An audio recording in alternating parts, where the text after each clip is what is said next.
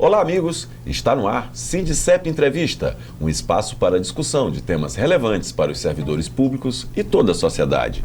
Você pode acompanhar pela TV Alternativa, canal 19.1, aos sábados e domingos, às 8h30, e também em nosso site e em nossas redes sociais. No programa de hoje, vamos receber o Superintendente Regional do Trabalho e Emprego no Maranhão, Nivaldo Araújo. Na pauta, reestruturação do Ministério do Trabalho, combate ao trabalho análogo à escravidão e negociações entre trabalhadores e patrões. Superintendente, seja bem-vindo ao nosso programa. Bom dia, eu que agradeço aqui a oportunidade para a gente estar dialogando com os telespectadores. Nivaldo, primeiro vamos falar um pouco da reestruturação do Ministério. O órgão foi praticamente extinto no governo passado. Como é que está esse trabalho? Primeiro dizer que o Ministério do Trabalho é uma instituição importante, criado desde 1943, no governo Getúlio Vargas, e de lá para cá nunca tinha passado por um processo de desmonte, né, que houve no governo passado. Aliás, o governo passado, um dos primeiros atos que tomou quando assumiu a presidência da República foi extinguir o Ministério do Trabalho, né? Então isso é uma prova que não tem uma preocupação com o mundo do trabalho, né? Sobretudo com o trabalho decente, porque o Ministério do Trabalho ele tem uma competência administrativa importante, que é além de formular política pública para o mundo do trabalho, ele também inspeciona as condições de trabalho para combater todo trabalho degradante, nessa perspectiva de que nós possamos ter um trabalho decente, né? Então isso é importante. Quando o governo entende que extinguir esse Ministério do Trabalho, um órgão importante para desenvolver política pública, para elevar sobretudo a valorização do trabalho, isso é um descomprometimento com o mundo do trabalho, sobretudo com a parte mais vulnerável, que são os trabalhadores, né? Então é um ato muito ruim e demonstrando, inclusive, uma preocupação. A OIT teve a preocupação, cobrou do governo brasileiro a recriação do Ministério do Trabalho, que possa adotar política, que é uma cobrança, inclusive, da OIT, que todos os países possam adotar política pública nessa perspectiva de ter um trabalho decente. Superintendente, falando em trabalho decente, apesar dos esforços do governo atual, ainda existem muitas denúncias de trabalho análogo à escravidão no Brasil. E no Maranhão não é diferente. Como está sendo feita essa fiscalização? Olha, o trabalho análogo à escravidão foi reconhecido desde 1995, o governo reconhece o trabalho análogo à escravidão, e de lá para cá o Ministério do Trabalho, em conjunto com a Polícia Federal, o Ministério Público Federal, o Ministério Público do Trabalho, né, a Polícia Rodoviária Federal, tem feito várias ações no sentido de possa combater e erradicar o trabalho escravo, análogo à escravidão, né? Então, várias ações já foram feitas. Então, a última, a mais recente, o ano de 2024, mais de 2.000 trabalhadores foram resgatados. Aqui no Maranhão foram em torno de 51 trabalhadores, né? Cada ano tem aumentado as nossas fiscalizações, as inspeções têm aumentado para combater essa prática de trabalho análogo à escravidão, e nós temos ainda resgatado muitos trabalhadores. É importante a ação do Ministério do Trabalho e das outras instituições, né, para poder combater esse tipo de prática ainda que existe aí no Brasil. É importante, e você cada dia mais é lamentável, porque quanto mais a gente resgata, é porque essa prática ainda é muito usual no Brasil, né? Então a gente lamenta o número de trabalhadores ainda resgatados. E pior, porque antigamente nós tínhamos muitas incidências dessa prática de trabalho análogo à escravidão na área rural. E aí nós temos agora também muito na área urbana, né? Então não é só o setor rural que, infelizmente, tem essa prática, nessa conduta, né, que é uma conduta que é reprovável, não só pelo Estado, pelas instituições estatais, mas também pela sociedade, né? Então, infelizmente, ainda existe. Nivaldo, e assim, o Maranhão, tradicionalmente, foi um grande exportador de mão de obra. Como é que está isso hoje? Ainda é muito assim? Olha, se você pegar as características desses trabalhadores que são resgatados, são trabalhadores que têm baixa escolaridade, são trabalhadores que têm baixa qualificação, então são muito vulneráveis, são presas fáceis, né, para serem aliciados. Infelizmente, o Maranhão e o Piauí são dois estados que são muito exportadores, embora não sejam os dois estados que têm um número mais de pessoas resgatadas, né? O Maranhão e o Piauí ainda têm um número de trabalhadores resgatados baixo em relação ao Sudeste, sobretudo São Paulo, Minas Gerais, Bahia, Mato Grosso e Goiás, né, que são os estados que mais tem pessoas que são resgatadas, mas são pessoas oriundas desses estados, né, em função dessa característica de baixa escolaridade, que são pessoas que são aliciadas para esse tipo de prática ainda existente de trabalho análogo à escravidão no Brasil. Nivaldo, tu falou que ainda existe muito lá, principalmente no Sudeste. Em qual setor? Quais são os setores que mais usam a mão de obra da escravidão? Recentemente, foram muitos, alguns setores que foram a cadeia da uva, né, teve um número expressivo no Rio Grande do Sul, o café, infelizmente o café é uma cadeia também que teve muitas pessoas resgatadas, sobretudo em Minas Gerais, São Paulo e Espírito Santo. Inclusive isso foi objeto de todo um processo, né, que foi feito um pacto com esses produtores, né, para que pudesse erradicar esse trabalho. Então, é um setor. Mas infelizmente, o trabalho análogo à escravidão não se restringe somente a áreas rurais, né? Também na área urbana, no setor da construção civil, também tem muitos trabalhadores que foram resgatados. É importante dizer o que caracteriza o trabalho análogo à escravidão, né? Porque o artigo 149 do Código Penal, ele define muito bem o que é o trabalho análogo à escravidão, né? Então, são pessoas que estão nas condições de trabalho forçado, jornada exaustiva, né, condições degradantes e restrições à locomoção. Então, essas características é que caracteriza o trabalho análogo à escravidão, porque muitas vezes assim, o senso comum diz o seguinte: o trabalhador não está trabalhando e não está recebendo o seu salário, é trabalho escravo. Não é trabalho escravo, é um descumprimento à legislação, é verdade, que tem que cumprir a legislação para assegurar o pagamento do salário, sobretudo dentro da data estabelecida pela CLT, que é até o 5º dia útil do mês subsequente, né, o salário tem que ser pago, né? Então, é uma condição que às vezes atrasa o salário, mas isso não caracteriza, não caracteriza o trabalho análogo à escravidão. E, aliás, essas 4 condições não precisam estarem juntas, né?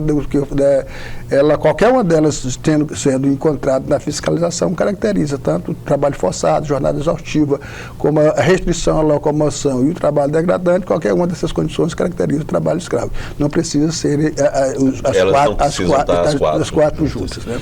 Agora, Nivaldo, qual o recado que você dá para esses trabalhadores maranhenses, sobretudo, para que não sejam aliciados? Como é que funciona essa rede de aliciamento e o que eles podem fazer para fugir dela? Olha, na verdade é o seguinte, porque quem vai aliciar, ele não vai dizer que você vai trabalhar nas condições degradantes, nas condições, né, de trabalho análogo. Ele vai sempre prometer as condições melhores possíveis, né, para que o trabalhador seja motivado a ser contratado, né, em tese contratado para ir lá. O que nós precisamos, na verdade, e já está sendo feito do poder público, é toda uma rede de proteção. Primeira coisa é o seguinte: é importante que esse trabalhador ele venha fazer o cadastro no Cine.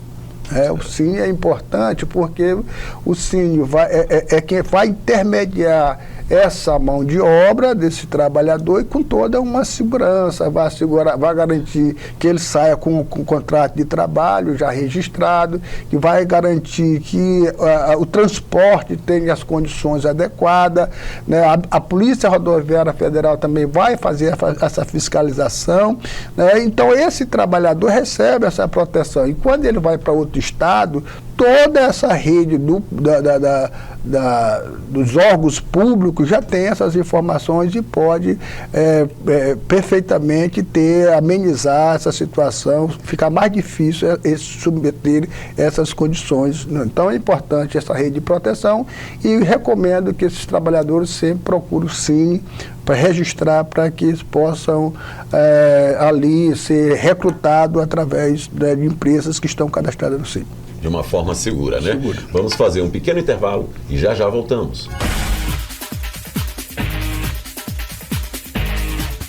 Servidor Público Federal, venha filiar-se ao Sindicep e participe do exclusivo Clube de Benefícios, criado especialmente para você. São dezenas de parceiros, da área médica ao setor de serviços, com descontos especiais para a família Sindicep. Garanta já para você e seus dependentes as vantagens de ser filiado ao Sindicep.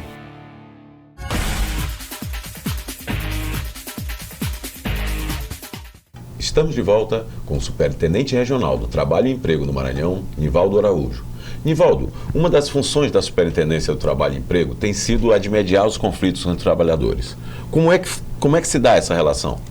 Olha, a negociação coletiva é um espaço importante, privilegiado.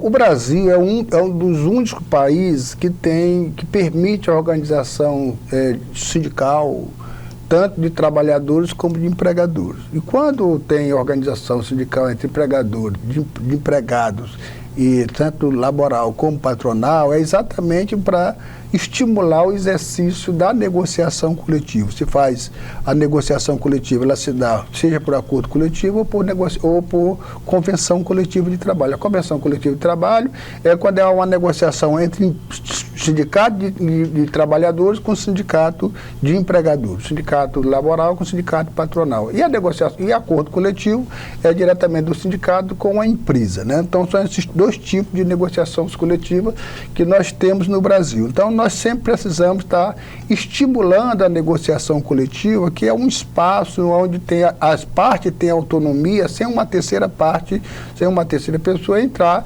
nessa relação. Então, qual é o papel, qual é a competência do Ministério do Trabalho, através das suas superintendências regionais do trabalho? É exercer exatamente a fazer a mediação. A mediação acontece quando exaure ali as negociações entre empregados e patrão, né? Então nós somos um terceiro pessoa que chega lá e vai fazer essa mediação no sentido de encontrar um termo, encontrar um entendimento entre as partes, né? Nós temos feito essa estimulação. Inclusive o Ministério do Trabalho tem estimulado muito isso, inclusive a portaria do ministro Luiz Marinho, desde 23,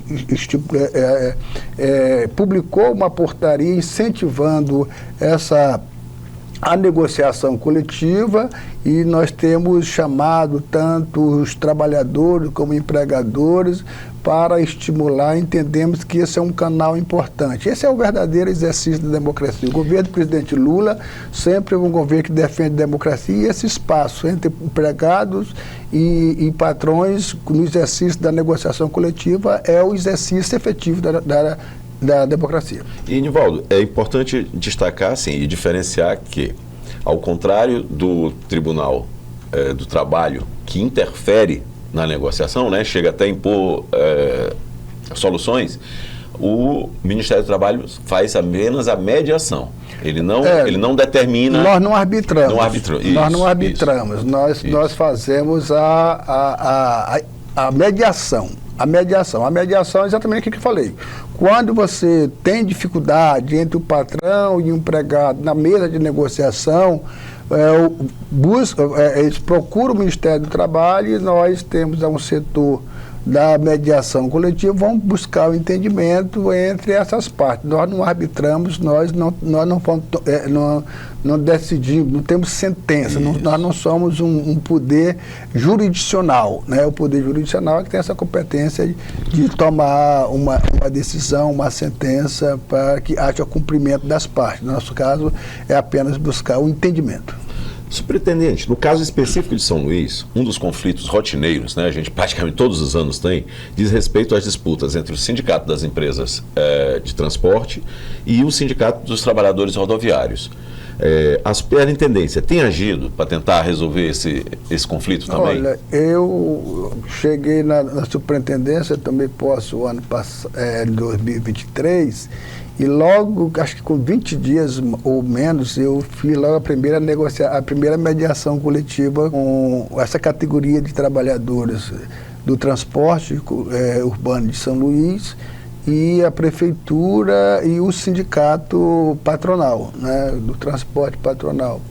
E nós entendemos que é importante fazer essa negociação, mas tem um problema. Inclusive, já falei com o próprio prefeito da dificuldade que tem, que precisa enfrentar essa questão do transporte público em São Luís. É porque nós temos uma dependência de apenas um modal, né? Esse é um grande problema que tem.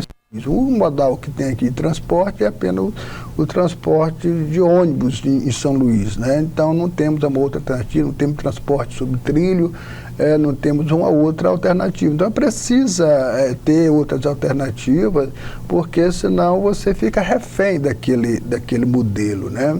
Então, o prefeito agora, nessa última greve, adotou medida e inclusive divulgou de fazer a licitação para outras empresas, mas entendemos que são medidas paliativas, né? Precisa enfrentar essa situação na medida que você tem outros modais com outras alternativas para não ficar essa dependência. Então, São Luís precisa trabalhar nessa perspectiva. Mas nós estamos sempre à disposição. Agora mesmo, recentemente, nessa última greve, nós tivemos também a mediação lá na superintendência, e estamos sempre à disposição, não só dos rodoviários, mas de todas as categorias que têm dificuldade.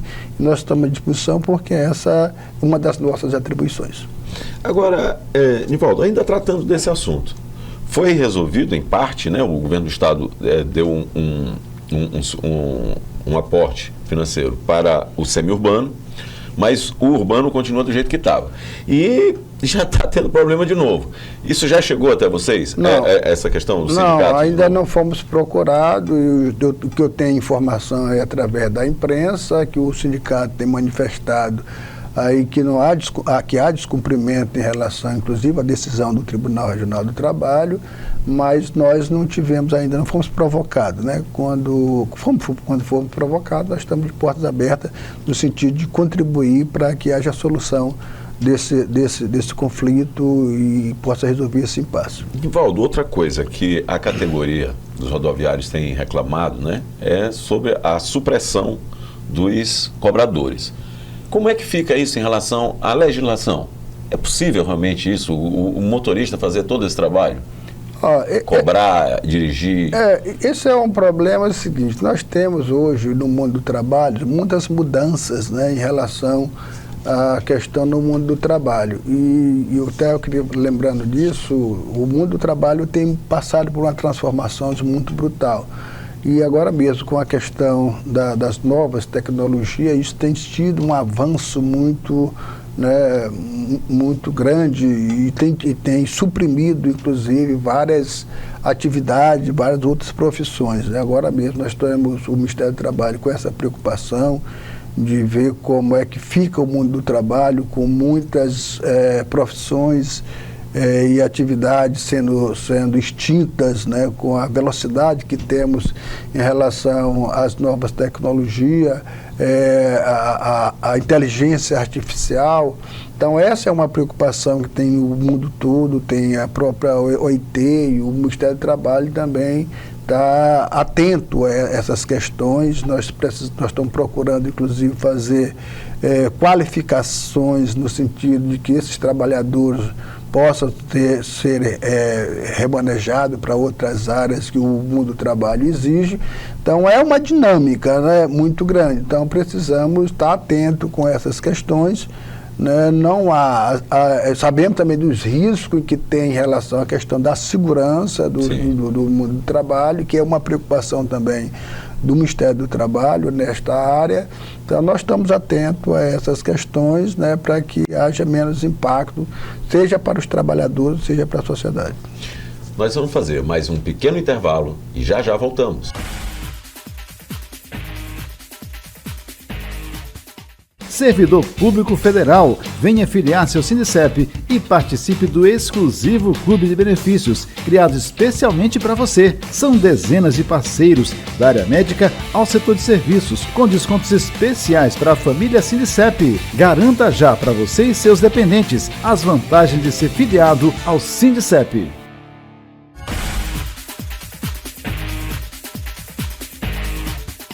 Estamos de volta com o Superintendente Regional do Trabalho e Emprego no Maranhão, Nivaldo Araújo. Superintendente, falando em transformação, né? Os trabalhadores e seus sindicatos estão fazendo uma ampla campanha para acabar com a escala 6x1. Como o senhor vê essa iniciativa? Primeiro dizer o seguinte, que essa luta é uma luta histórica, né, sobretudo dos trabalhadores. As primeiras organizações sindicais, primeiras greves, elas se deram exatamente em função da luta pela redução da jornada de trabalho. Então, isso é uma luta histórica. Então, cada período conjuntural, você avalia se essa jornada é uma jornada adequada para os trabalhadores ou se é uma jornada que precisa reduzir de acordo com a necessidade também da sociedade, né? Então, eu vejo uma luta importante, pautar. Eu acho que pautar essa questão da jornada de trabalho, ela é importante. Eu acho que a última luta que tivemos aqui no Brasil para redução foi na Constituição de 88, que reduziu a jornada em 4 horas, era 48, reduziu para 44. Mas muitos setores, inclusive mesmo a legislação assegurando que a jornada seja de 44 horas, muitos outros setores já na prática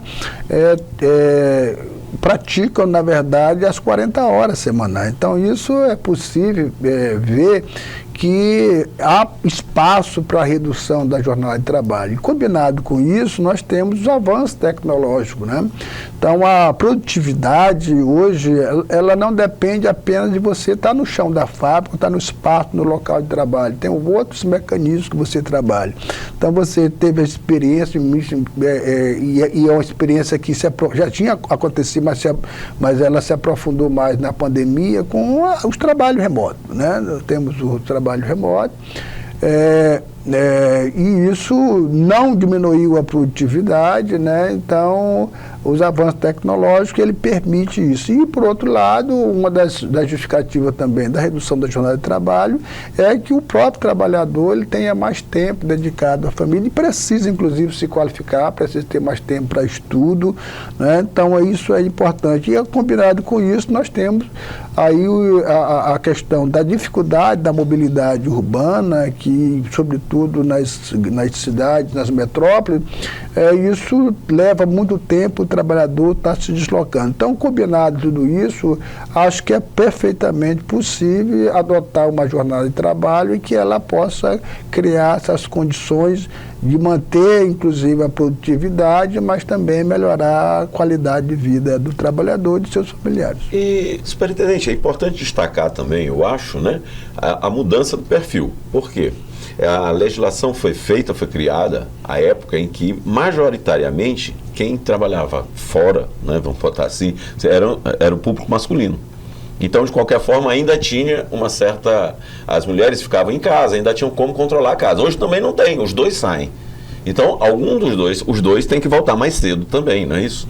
E a jornada de trabalho sempre ela foi mais perversa para as mulheres, né? Que as mulheres, infelizmente, nós temos ainda um mundo que ainda tem prevalece o machismo, né?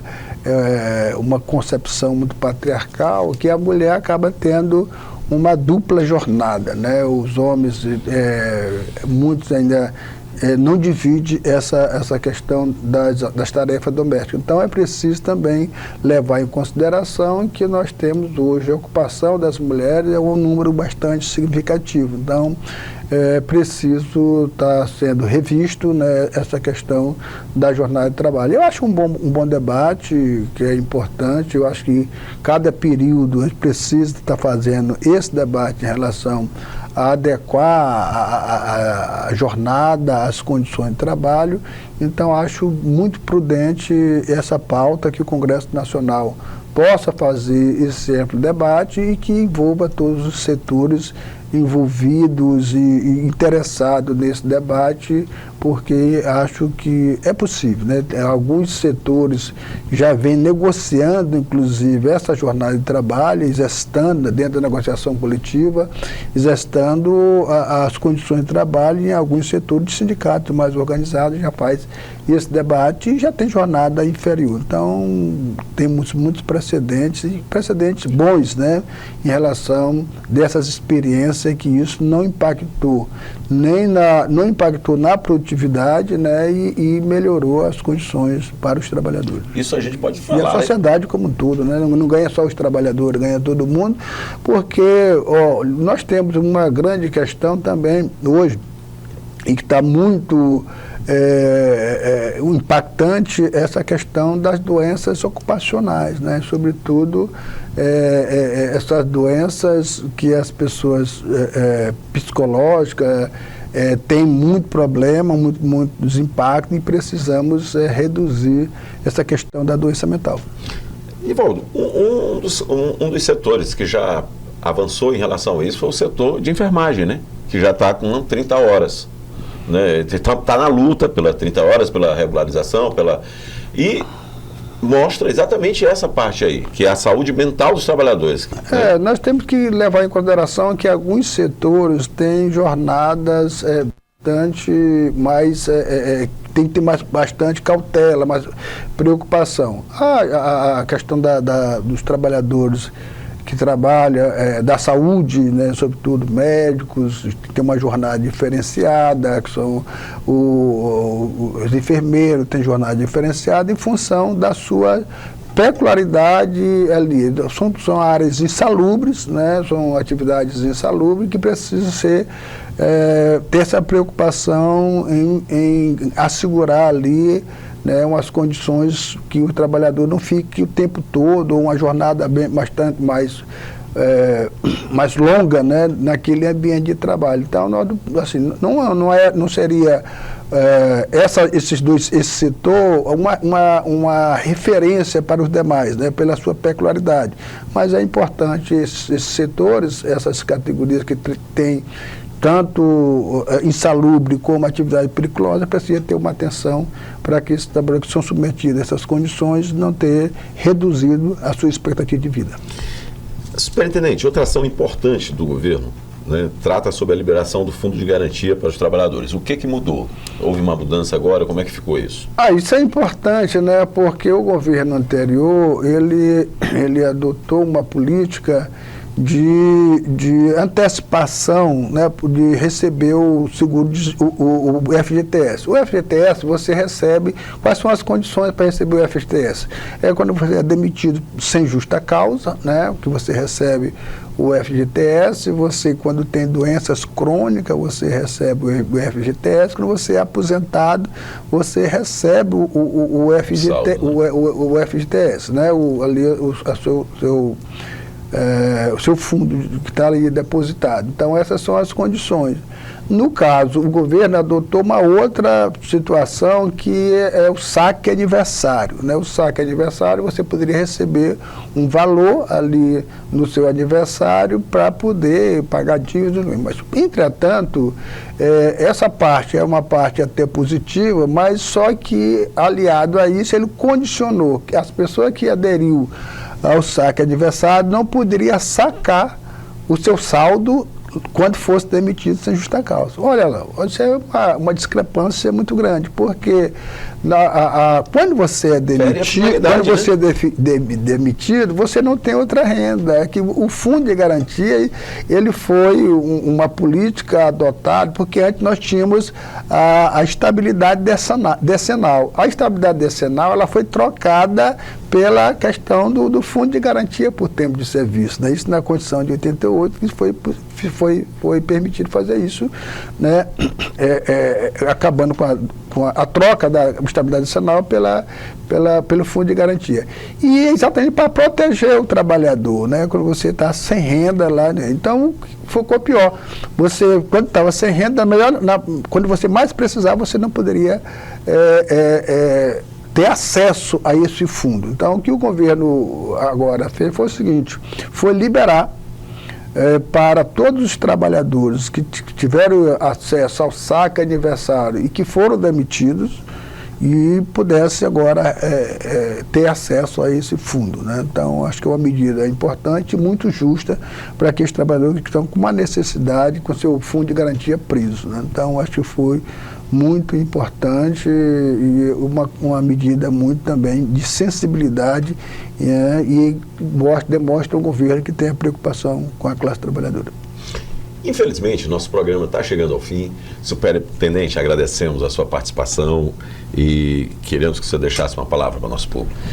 Dizer o seguinte, eu acho que é um compromisso, né, do presidente Lula. O presidente Lula sempre foi oriundo da classe trabalhadora, tem preocupação com os trabalhadores, e a preocupação com os trabalhadores, ela traz exatamente para que possa ser assegurado dentro das legislações e das normas seja aplicado, né? Eu acredito que isso não é nada que vai penalizar o empregador. O que nós precisamos, sim, que os empregadores possam garantir e continuar produzindo, contratando os trabalhadores, mas combatendo toda e qualquer prática de que seja trabalho degradante, qualquer desrespeito à legislação, e que muitos empregadores têm essa preocupação, né? Então, os bons empregadores também estão dentro dessa política, estão dentro dessa responsabilidade, desse comprometimento, e aqueles, né, ainda, infelizmente, que têm prática de respeito à legislação, ainda são a minoria, mas a gente precisa que a sociedade, não só o governo, mas a sociedade tem cobrado essas práticas, que a gente possa ter um trabalho harmônico, mas um trabalho decente que possa desenvolver não só o trabalhador e não só o capital, mas toda a sociedade. Valdo, mais uma vez obrigado. Queremos agradecer também a companhia de quem nos assiste. Esperamos todos para a próxima edição do Sindicep Entrevista. Até lá!